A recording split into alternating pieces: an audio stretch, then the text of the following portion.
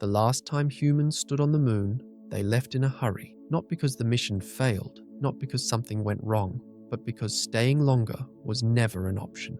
Within hours, the dust had already started getting inside everything. Their suits, their lungs, even the air they were breathing. It scratched at their throats, it burned their eyes, and no matter how careful they were, it wouldn't come off. That was 3 days. Now imagine living there, because for the first time in over 50 years, we're preparing to go back, not to visit, but to stay for months, on a surface where the temperature can melt metal, then freeze it solid, where radiation never stops, where one small mistake doesn't give you a second chance. The moon isn't just empty, it's actively hostile, and the real question isn't whether we can go back, it's whether we should. If you love videos like this, you can subscribe. It helps more than you think. Now, let's begin. Picture the moon the way most people picture it, a silver coin in the sky, cold and clean and ancient, the kind of thing you look at and feel small, but not afraid. That's the moon we grew up with, the romantic one, the mythological one, the one that pulls the tide and lights the path home.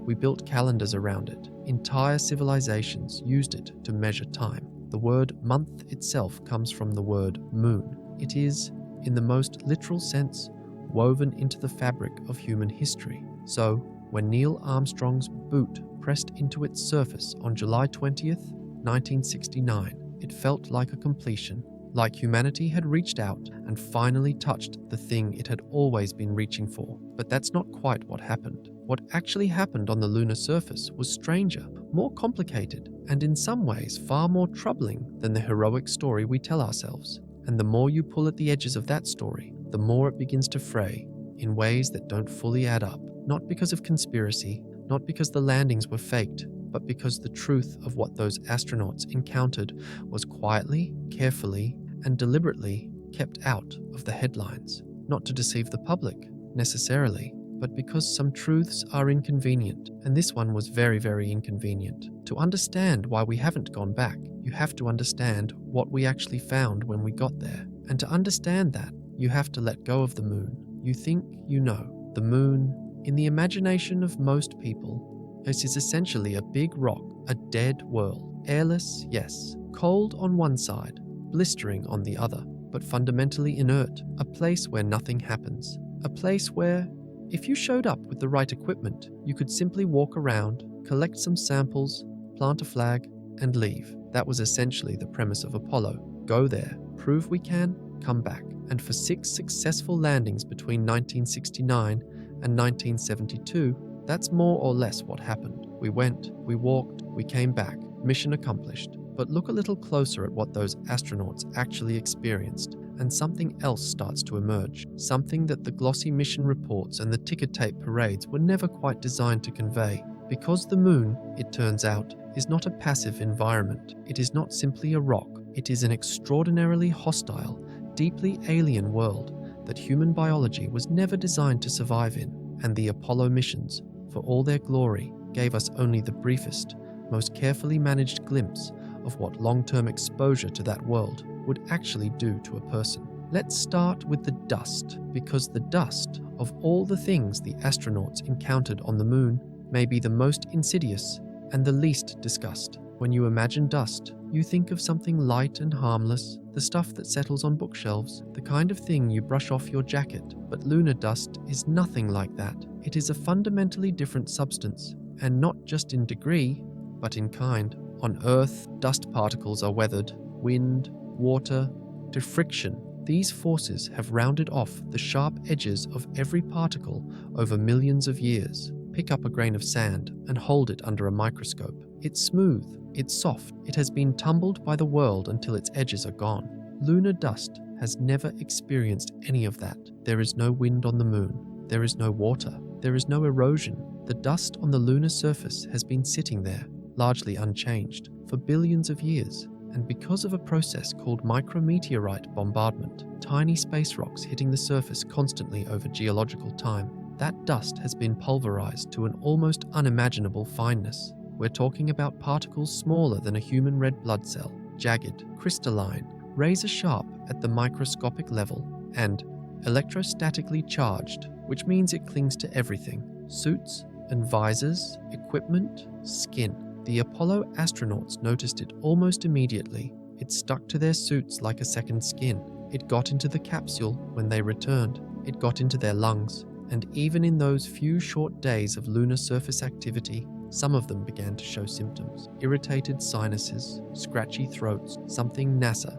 informally called lunar hay fever. Harrison Schmitt, the geologist on Apollo 17, the last Apollo mission, developed a significant allergic reaction to the dust almost immediately after re-entering the lunar module. His eyes swelled, his throat tightened. If the mission had lasted longer, if the exposure had been greater, the outcome might have been very different. Now think about that in the context of a long-term lunar base. Not a 3-day visit, but weeks, months, potentially years. Astronauts returning to their habitat every day, covered in this microscopic razor-sharp dust, tracking it inside no matter how careful they are, breathing it in day after day. And here's what makes it even more troubling. Lunar dust contains crystalline silica. On Earth, prolonged exposure to crystalline silica causes silicosis, a progressive and incurable lung disease that scars lung tissue over time.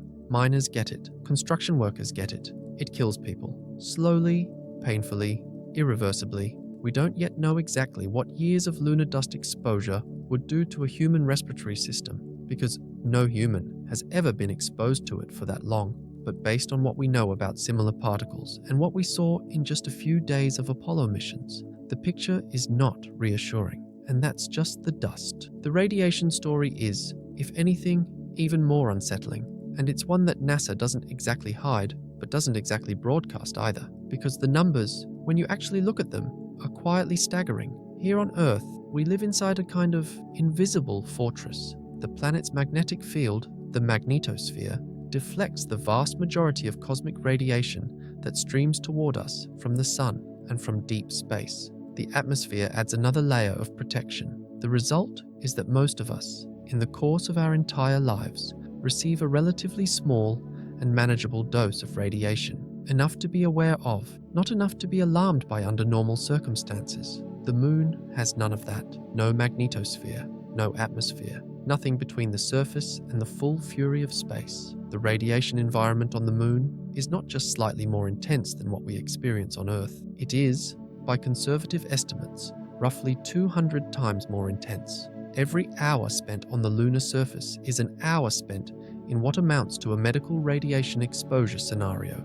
And the sources are multiple and relentless. Galactic cosmic rays streaming in from outside our solar system. Solar particle events where the sun erupts and floods the solar system with high-energy particles, and the steady background hum of radiation that never stops, never rests, never gives the body a break. The Apollo astronauts received significant radiation doses during their missions. That much is documented. Most of them came home without acute radiation sickness, which was fortunate, but the long-term consequences are harder to quantify, and harder still to discuss openly in the context of an agency trying to sell the public on space exploration. A study published in 2016 found that Apollo astronauts who traveled beyond low Earth orbit, beyond the protective cocoon of the magnetosphere, died from cardiovascular disease at rates significantly higher than astronauts who stayed in Earth orbit or never flew in space at all. The sample size was small, and the scientific community continues to debate causation versus correlation,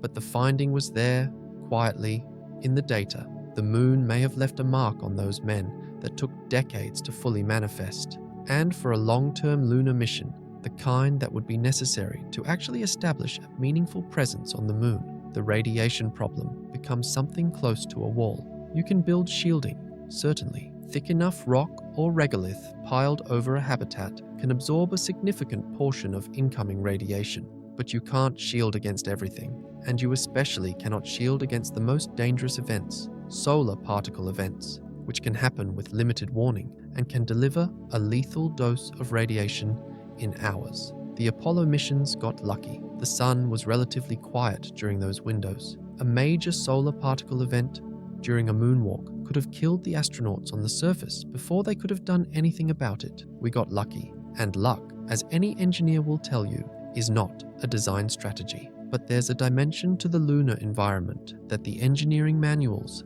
and the radiation reports don't fully capture. Something that's harder to quantify, harder to write into a mission briefing, and far harder to solve with more shielding and better suits. It's what the moon does to the human mind. Isolation is a strange and powerful force. Human beings evolved in groups. We are wired, at a fundamental neurological level, for contact, for the sound of other voices, for the presence of other faces, for the constant low hum of social information that we absorb from the people around us. Take that away, and things start to happen, subtly at first, then less subtly. And in the extreme conditions of space, the confinement, the danger, the radical disconnection from everything familiar, those things can happen faster and harder than almost anywhere else on Earth. The psychological record of long-duration spaceflight is one of the most remarkable and least discussed bodies of research in all of human exploration. We know a great deal about what happens to people who spend months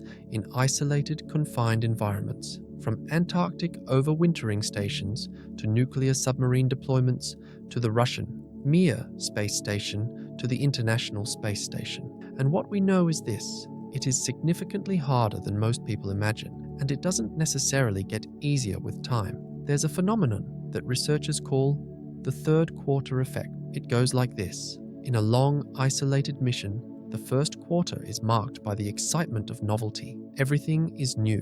The adrenaline is running. The crew is focused and motivated. The second quarter, things settle into routine, manageable. The third quarter is where it gets difficult. The novelty has worn off completely. The end is in sight, but not yet close. Boredom and irritability set in.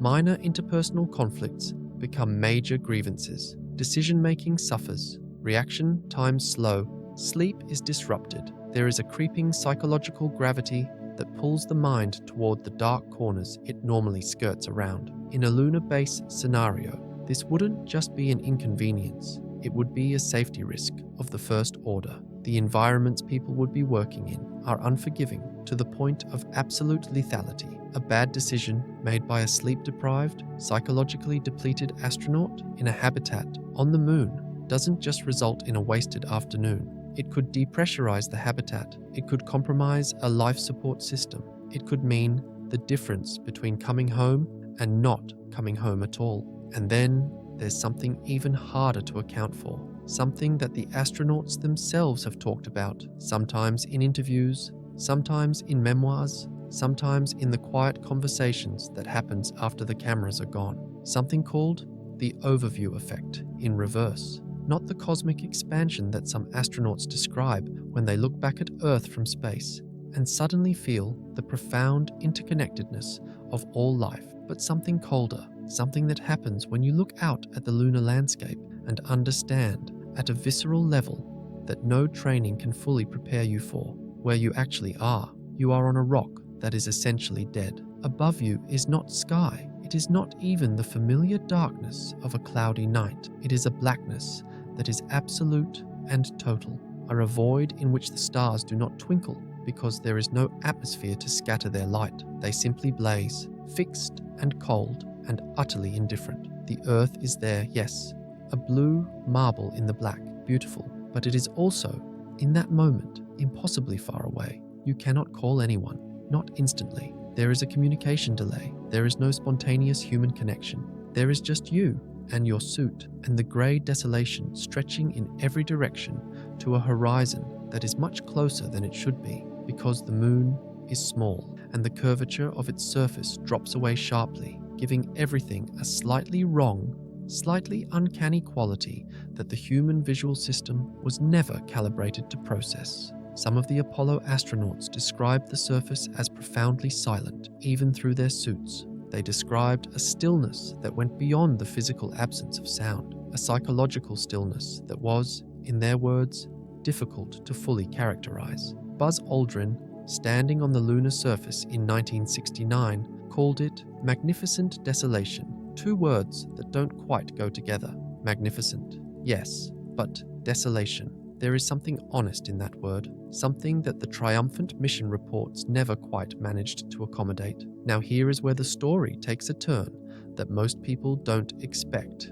Because the narrative we've been told about why we stopped going to the moon is a simple one. It costs too much. The political will ran out after the space race. Nixon cut the program. Budget cuts killed Apollo 18, 19, and 20. We moved on. Case closed. And there's truth in all of that. There genuinely is. The Apollo program, at its peak in the late 1960s, consumed roughly 4% of the entire US federal budget. 4%. Today, that would be something in the order of $200 billion per year. That is not a sustainable expenditure in a peacetime political environment, and once the Soviets were clearly losing the race, once the geopolitical point had been made, the appetite in Congress for that level of spending evaporated with remarkable speed. But there's another dimension to the story that rarely gets told, and it's not a conspiracy. It's something more interesting than a conspiracy. It's the quiet, rational calculus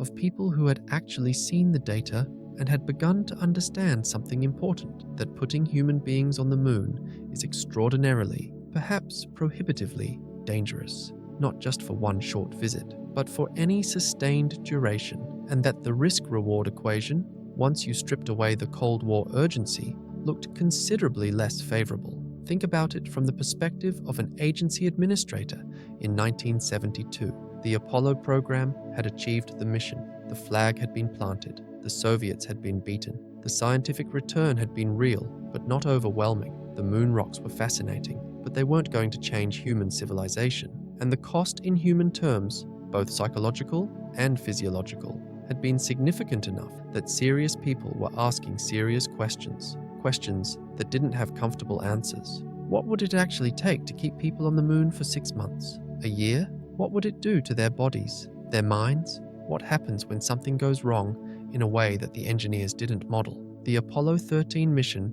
gave everyone a glimpse of that. An oxygen tank exploding 200,000 miles from Earth. A crew coaxing their crippled spacecraft home using a lunar module as a lifeboat. 4 days of improvisation and controlled terror before they splashed down safely. It worked, but it almost didn't. And the next time, or the time after that, it might not. The decision to end Apollo was presented to the public as a budget decision, and it was. But it was also, underneath that, a recognition that the moon was not a friendly place, and that the tools available in the early 1970s were nowhere near adequate for the kind of sustained human presence that would actually make the endeavor worthwhile. Better, the thinking went, to step back, to send robotic probes, to gather data, to wait until the technology caught up with the ambition. 50 years later, we are still waiting. Which brings us to a question that doesn't get asked enough. Why, in half a century, has the technology for safe, long-duration lunar habitation not materialized? We put satellites around every planet in the solar system.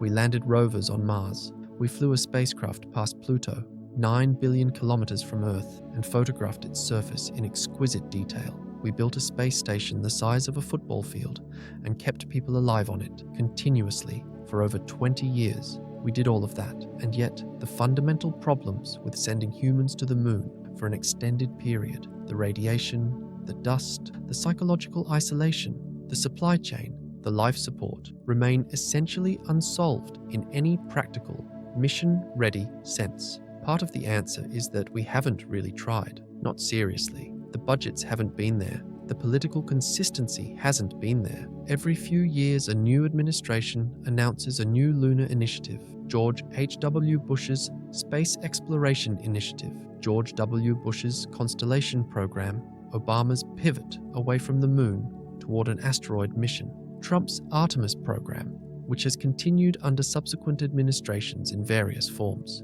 Each announcement is accompanied by fanfare and optimism. Each program encounters the same obstacles. Costs escalate, timelines slip, congressional support waxes and wanes, and the moon remains, stubbornly, unreached. But there's a deeper reason, and it's one that the space community tends to discuss in technical language that obscures the human reality underneath. The reason we haven't solved the radiation problem is that there is no easy solution. You can put meters of rock over a habitat, yes. You can build pharmaceutical interventions that reduce some forms of radiation damage. You can shorten surface exposure times and keep people mostly underground. but you cannot eliminate the risk. You can only manage it. And at some point, managing it begins to feel less like engineering and more like gambling. The kind of gambling where the stakes are human lives and the odds, over a long enough mission duration, begin to trend in the wrong direction. The dust problem is similarly intractable with current technology. You can design better suits,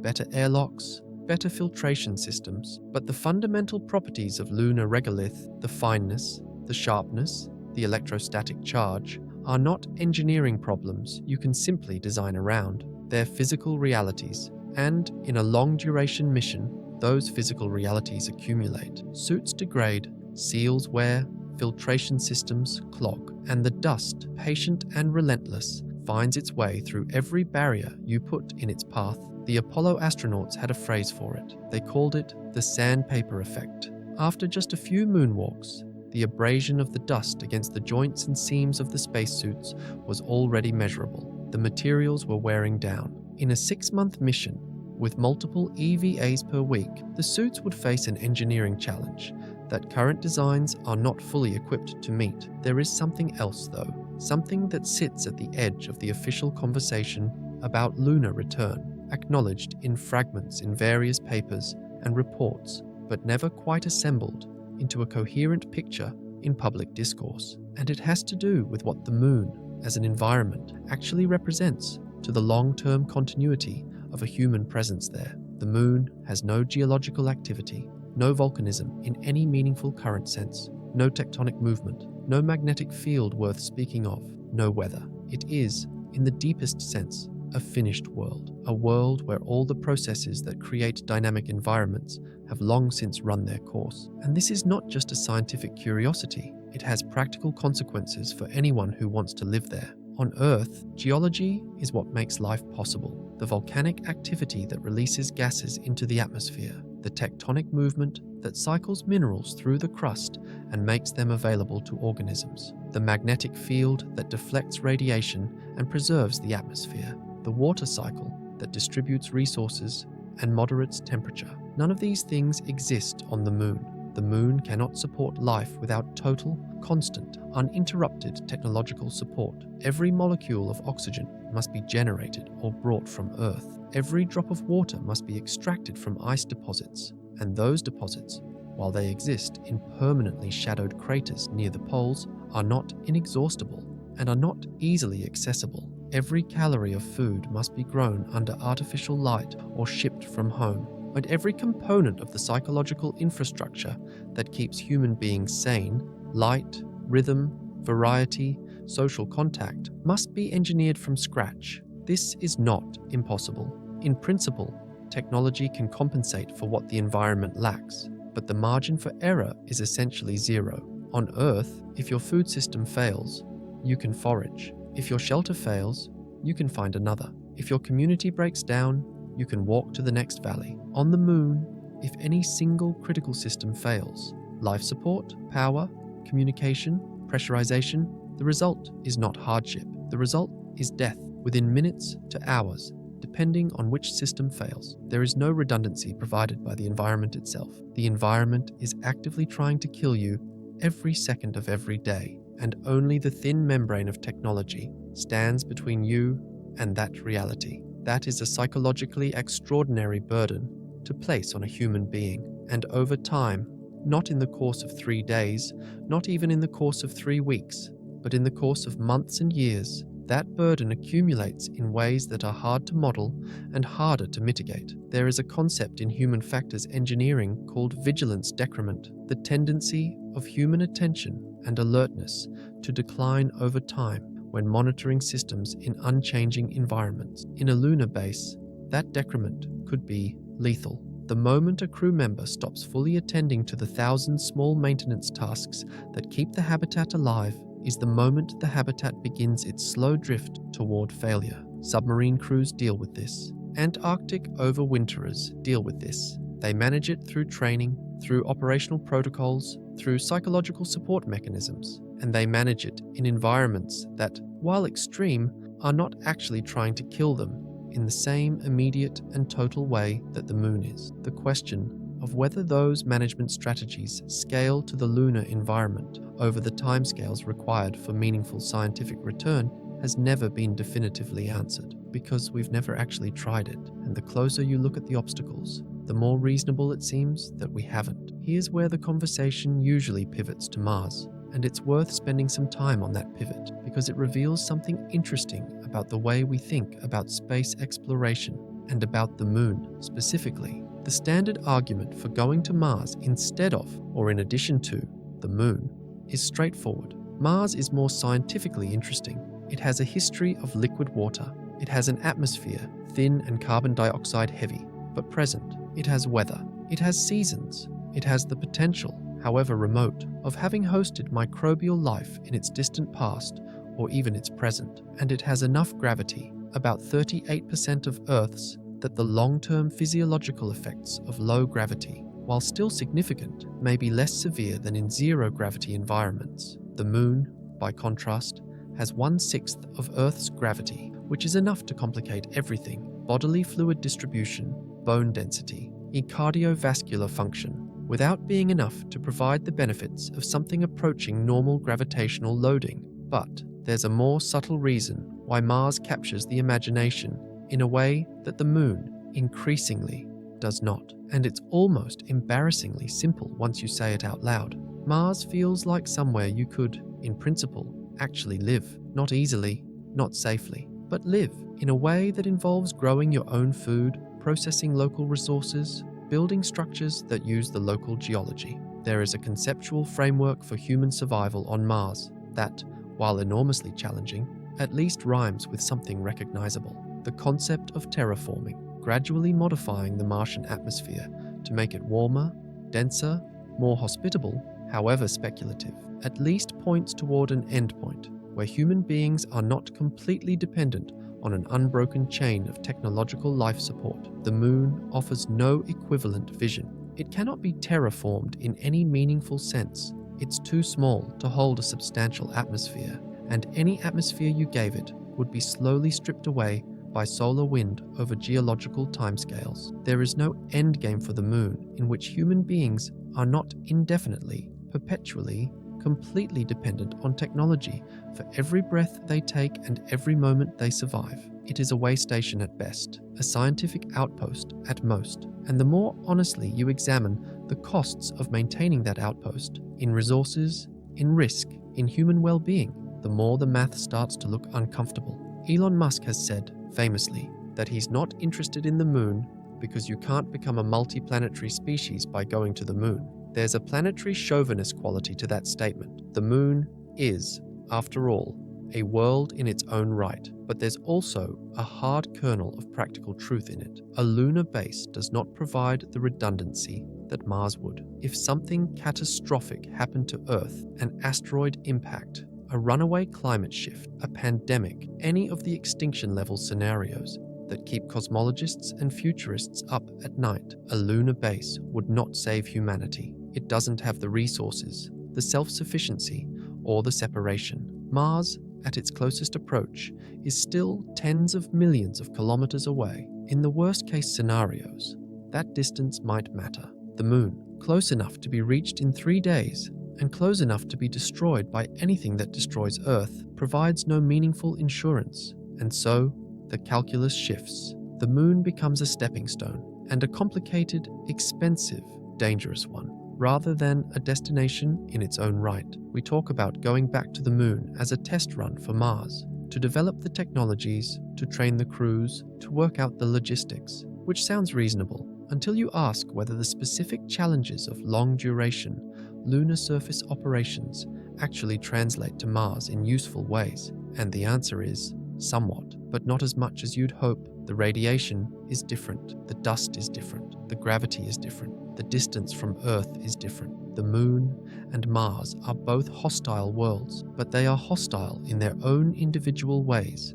and learning to survive on one does not automatically teach you how to survive on the other. So we're left with a question that doesn't have a comfortable answer. If the Moon is this dangerous, this challenging, this fundamentally inhospitable, and if the scientific and strategic return, while real, is limited. Why do we keep insisting we're going back? Why are there programs right now, at this very moment, dedicating billions of dollars and thousands of person-hours to a lunar return that has slipped its timeline so many times it's become something of an industry joke? Part of the answer is national prestige. The moon still matters, symbolically, in a way that has nothing to do with science or exploration and everything to do with geopolitics. China has an active lunar program. China has landed robotic probes on the far side of the moon, a genuinely extraordinary achievement. China has stated its intention to land taikonauts on the moon and to establish a research station at the South Pole.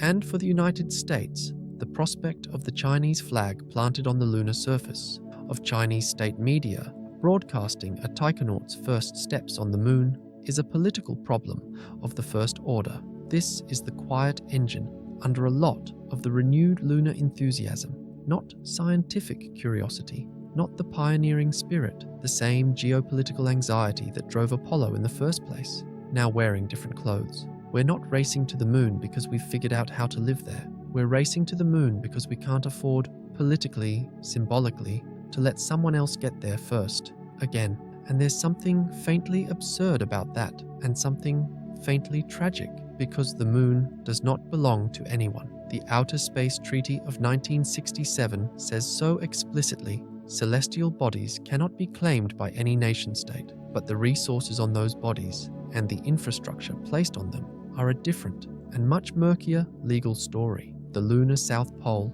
with its permanently shadowed craters full of water ice, its exposure to near continuous sunlight on the crater rims for solar power, its strategic position for communication and future deep space missions, that is real estate worth having, not for the view, but for what it enables. And the race to put boots and robots, and eventually habitats, in the right positions on the lunar South Pole is, in some ways, a resource race dressed up in the language of exploration. The water ice matters because water is the most important resource in space, not for drinking, though that too, but because water, split into hydrogen and oxygen, is rocket propellant. A lunar propellant depot at the South Pole could reduce the cost of deep space missions enormously because you wouldn't have to carry all your fuel up from Earth's deep gravity well. You could top off at the moon and continue on. The economics of space exploration shift dramatically if that becomes possible.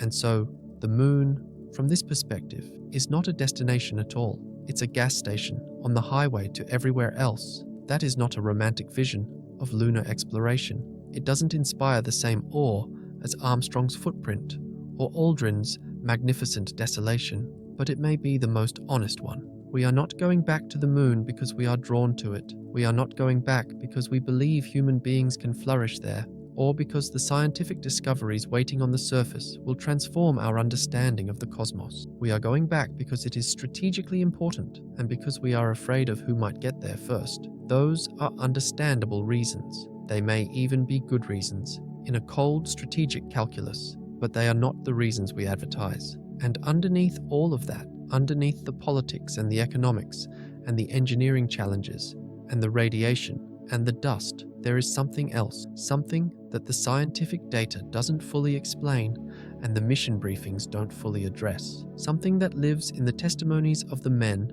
who actually stood on the surface and looked around and experienced it directly. There is a quality to the moon, as reported by the astronauts who walked on it, that is difficult to categorize. Not supernatural. These were not superstitious men. They were test pilots and engineers, trained to observe precisely and report accurately, trained to keep their feelings out of their mission reports and their cognitive processes clear of emotional noise. And yet, in interviews and memoirs conducted and written years and decades after the fact, a pattern emerges, a pattern of language that reaches for something and doesn't quite find it. Words like alien and desolate and unsettling, a sense reported by multiple crew members across multiple missions of something being not quite right, of a presence that couldn't be named, of a stillness that wasn't simply the absence of sound. Edgar Mitchell, the Apollo 14 lunar module pilot, had what he described as a sudden,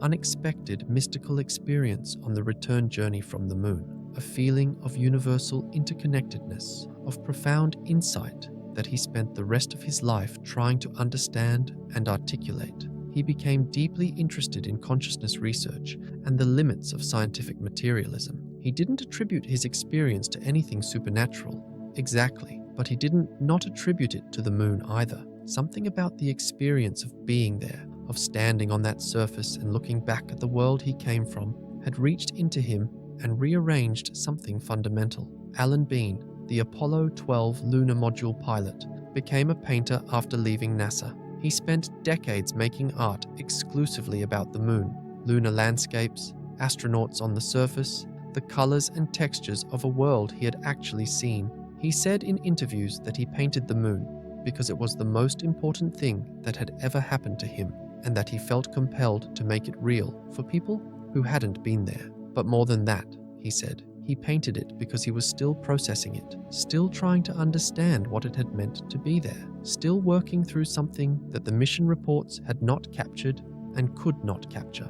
These are not the testimonies of men who found the moon to be a neutral, inert environment that they visited professionally and left behind cleanly. These are the testimonies of men who were profoundly, irreversibly changed by the experience, some of them for the better, by their own accounting, some of them in ways that were harder to characterize as either good or bad, simply different, marked, as if the moon had left something in them that wasn't there before, or taken something away. You can explain all of that psychologically. The overview effect is real and well documented. Profound experiences in extreme environments change people. That's not mysterious. That's human neurology. The isolation, the danger, the sheer cognitive load of operating in that environment and surviving it and coming home. Of course it changes you. Of course it leaves a mark. None of that requires a supernatural explanation, but it does require acknowledgement, and it raises a question that doesn't appear in any mission planning document, but probably should. What is the cumulative effect of living on the moon, not for 3 days, but for 300? What does that environment do to the human psyche over the long duration? We have models and projections and analog studies. We do not have data because no one has done it, and the astronaut testimonies from the missions we have conducted suggest that even the brief exposure was transformative in ways that weren't entirely predictable. Here is something that rarely gets stated plainly in the public conversation about space exploration. We do not fully understand what extended time in space does to the human brain. We know some of it. We know that cosmic radiation damages neural tissue. We know that fluid shifts in microgravity affect the shape of the brain and put pressure on the optic nerve, causing vision problems that in some astronauts are permanent. We know that isolation and confinement affect mood, cognition, and decision-making in ways that have been extensively studied and are still not fully understood. We know that the absence of normal day-night cycles disrupts circadian rhythms in ways that compound over time. What we don't know is the interaction of all these effects simultaneously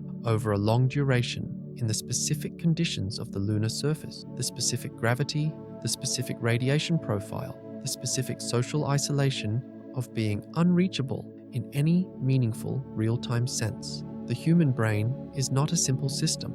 It doesn't respond to insults individually and independently. The effects compound, they interact. A brain that is simultaneously dealing with radiation damage and circadian disruption and psychological isolation and the relentless low-level stress of life in a zero-margin environment is not the sum of those individual effects. It's something more complex and something we genuinely cannot predict with confidence. This is why the space medicine community tends to talk in private about long-duration lunar missions with a caution that doesn't always make it into the press releases, not because they want to hide the risks, but because the risks are genuinely difficult to quantify, and quantifying them honestly would require saying things like, "We don't know what this will do to you over 18 months, and there are some scenarios in which the answer is very bad." That is a difficult sentence to put in a mission proposal that needs to be approved by a committee and funded by Congress. And so,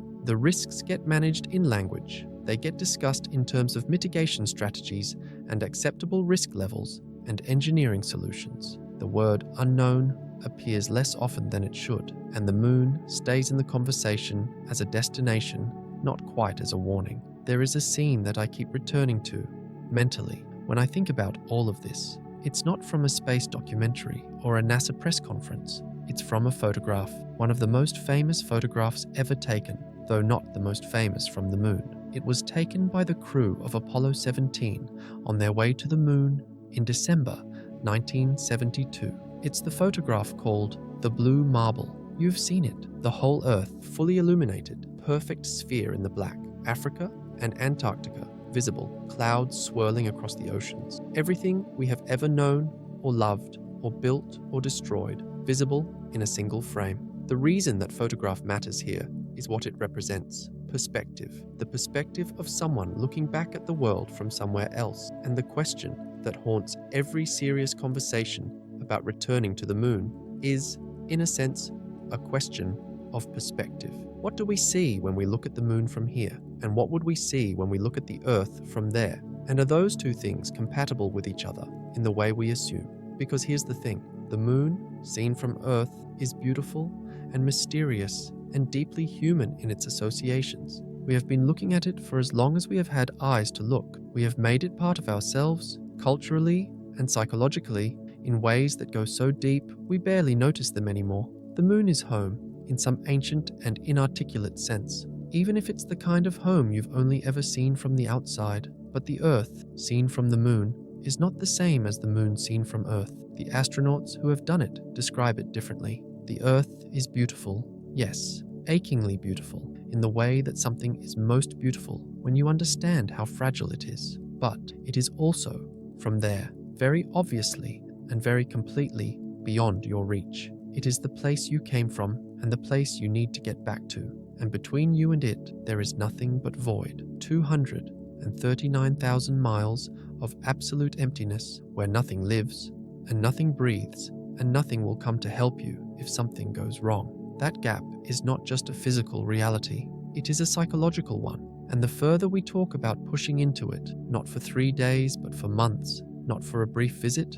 but for an extended stay, the more seriously we need to take it, not just as an engineering problem, as a human one. We tend to talk about the return to the moon in the language of inevitability. Of course we're going back. Of course we'll build a base. Of course humanity will extend its reach. Progress is the direction of travel, and the moon is the next stop. This is the framing of every space agency announcement, every inspirational video, and every speech from every administrator who has ever stood in front of a rocket and talked about the future. But there is another way to frame it, a less comfortable way. What if the 50 years of not going back are not an anomaly? What if they are a signal, not from the moon itself? The moon is not sending signals, but from the accumulated data of what we know, from the genuine and unresolved dangers of what we're proposing, from the honest assessment of what it actually means to put human beings in that environment for any length of time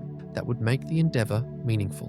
What if the instinct to pause, to gather more data, to wait until the technology is genuinely adequate for the environment? What if that instinct has been, in fact, the right one? That's not a comfortable question. It doesn't sell tickets to space museums. It doesn't inspire children to become astronauts. It doesn't make for a good press release. But it might be the most important question in the conversation about human space exploration, because it determines what kind of future we're actually building. One in which we rush toward the moon because we can't afford to let someone else get there first, or one in which we go when we're actually, genuinely, adequately prepared for what we'll find when we arrive. The astronauts of the Apollo program were among the bravest human beings who ever lived. That is not rhetoric. It is a factual statement, verifiable by anyone who spends an hour with the mission, transcripts, and the engineering records of the time.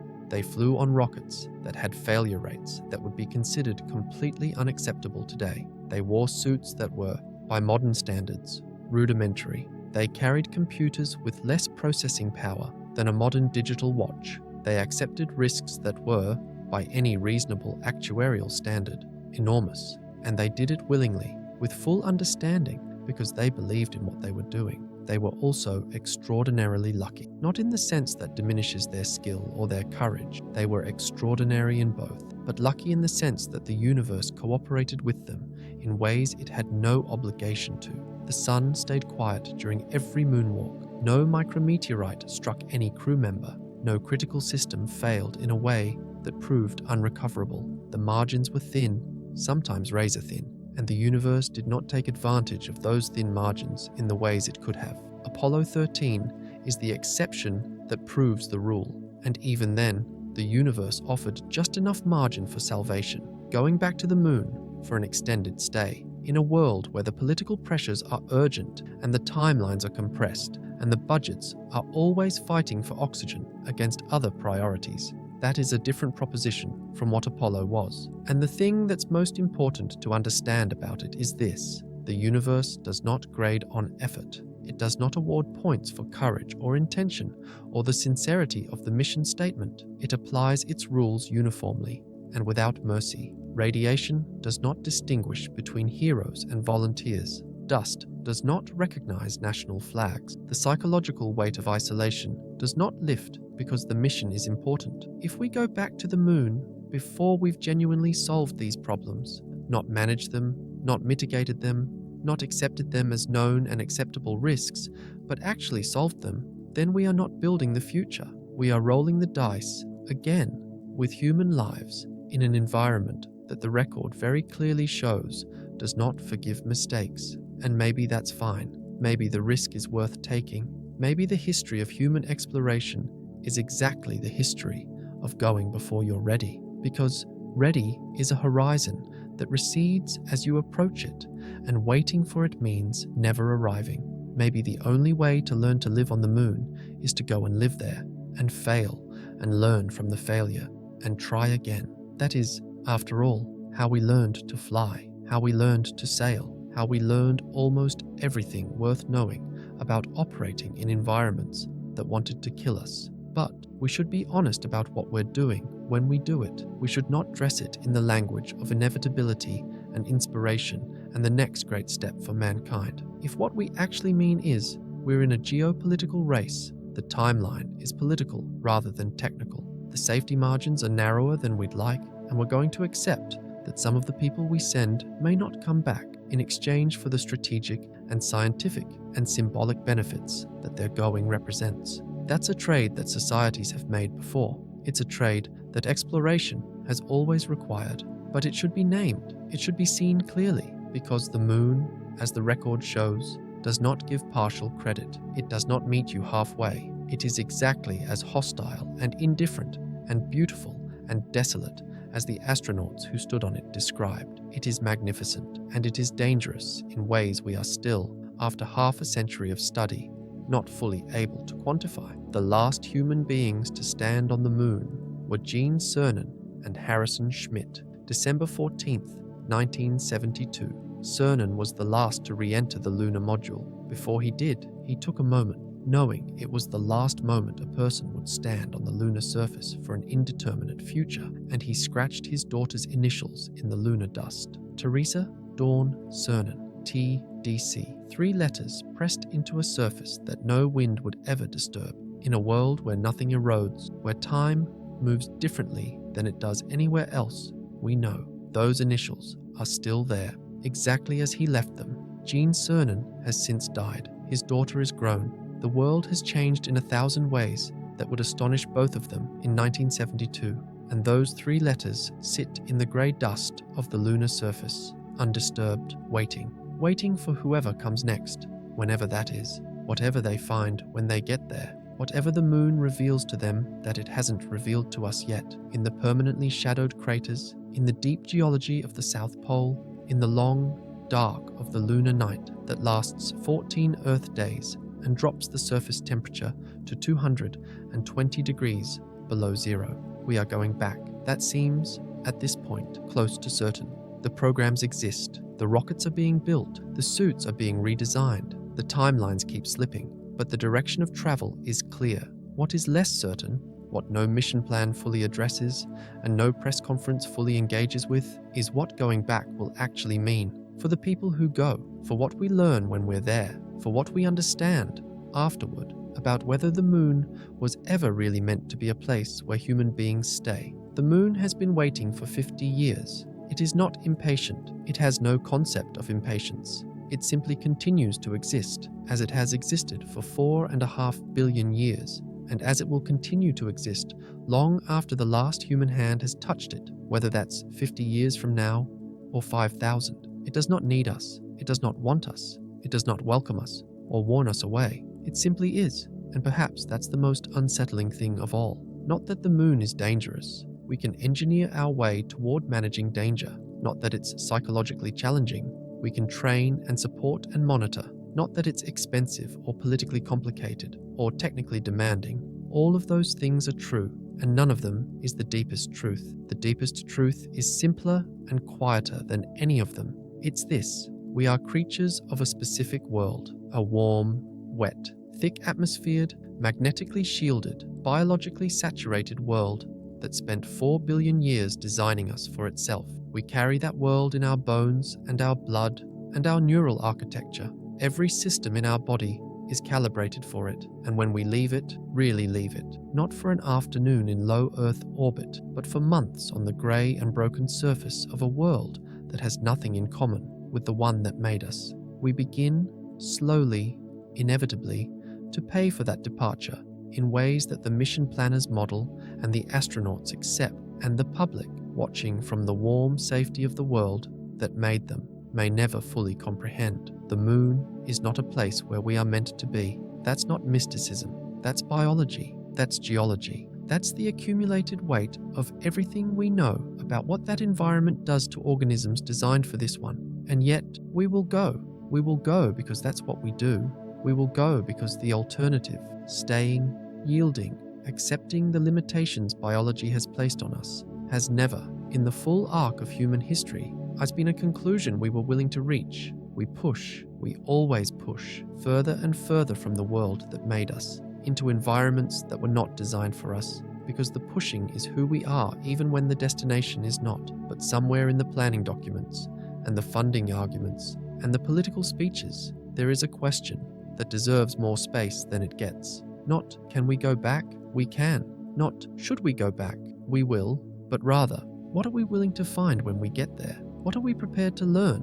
Not just about the moon, but about ourselves, about the limits of what a human body and a human mind can endure, and about the price we are willing to pay in exchange for the particular knowledge that only being there can provide. Those initials in the dust are still waiting. The moon is still there, and hanging in the sky above every city and every ocean and every quiet backyard at night. It hasn't changed. It hasn't softened. It hasn't become more hospitable in the decades since the last human footstep disturbed its surface. But maybe we have changed. Maybe we know enough now to go with open eyes, rather than the bright and slightly reckless optimism of the first time. Maybe that's the difference between going back and going for the first time, in any real sense. Not the technology, not the politics, the honesty, or maybe we'll get there and find that the moon, as it always has, is exactly as indifferent to our honesty as it is to everything else we bring with us. It doesn't matter, in the end,